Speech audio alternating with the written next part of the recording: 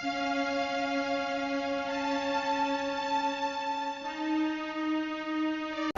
اللہ الرحمن الرحیم۔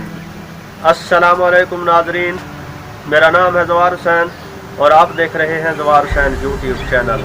آج میں نہجل بلاغہ سے امام علیہ السلام کا کلام پیش کرنے جا رہا ہوں۔ نہجل بلاغہ کا خطبہ نمبر 217 آج کی ویڈیو کا موضوع ہے۔ یہ ایک بہت ہی چھوٹا سا خطبہ ہے، تو امید ہے آپ اس ویڈیو کو مکمل دیکھیں گے۔ اگر یہ ویڈیو آپ کو اچھی لگے تو اس کو لائک کریں اور کمنٹ بھی کر دیں۔ تو آئیں دوستوں ویڈیو شروع کرتے ہیں۔ نہجل بلاغہ خطبہ رقم 217۔ اس خطبہ میں امام علی علیہ السلام نے متقی و پرہیزگار کے اوصاف بیان فرمائے ہیں۔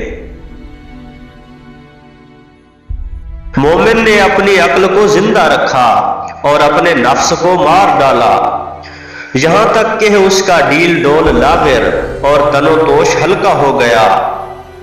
اس کے لیے بھرپور درخشندگیوں والا نور ہدایت چمکا کہ جس نے اس کے سامنے راستہ نمایاں کر دیا اور اسے سیدھی راہ پر لے چلا، اور مختلف دروازے اسے ڈھکیلتے ہوئے سلامتی کے دروازہ اور دائمی قرارگاہ تک لے گئے، اور اس کے پاؤں بدن کے ٹکاؤ کے ساتھ امن و راحت کے مقام پر جم گئے، چونکہ اس نے اپنے دل کو عمل میں لگائے رکھا تھا اور اپنے پروردگار کو راضی و خوشنود کیا تھا۔